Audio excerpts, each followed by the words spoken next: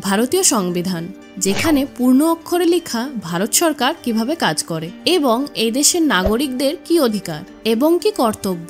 মানুষ ব্রিটিশ শাসন থেকে বেরিয়ে পরিচিত হয় ভারতীয় আইনের। সালটা 1949, 26শে নভেম্বর ডক্টর বি.আর. আম্বেদকর ও তার কমিটি দীর্ঘ 2 বছর 11 মাস 18 দিন কাজ করে ভারতীয় সংবিধান অনুমোদিত করেন।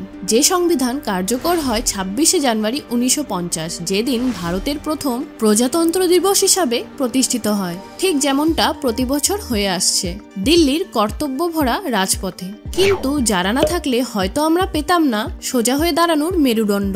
সেই মানুষগুলোর কথা সবার মনে অশ্রুজল দিয়ে গাঁথা। এই 26 জানুয়ারির রাস্তা পৌঁছাতে 23শে জানুয়ারি হয়ে পেরোতে হয়েছে। কেন কি সেই দিন পেয়েছি আমরা সেই মহান মানবকে, যার ফৌজ সব থেকে বড় জুট, যিনি হলেন আমাদের নেতাজি। এই 26 জানুয়ারির রাস্তা পৌঁছাতে 23শে মার্চ হয়ে পেরোতে হয়েছে। সেই 23শে মার্চ যখন ইংরেজরা ভগৎ, রাজগুরু আর সুখদেবকে ফাঁসির মঞ্চে শহীদ করে। এই 26শে জানুয়ারি সেই 27শে ফেব্রুয়ারির বলিদানের ফল, যখন চন্দ্রশেখর আজাদ অ্যালফোর্ড পার্কে নিজের মাথায় শেষ গুলি খেয়ে জীবন দিয়েছিল। 26শে জানুয়ারি 30শে অক্টোবরের পর ভাগ্য করে পেয়েছি, যখন লালা লাজপত রায়ের শরীরকে জিম স্কটের লাঠির আঘাত টুকরো টুকরো করে দিচ্ছিল।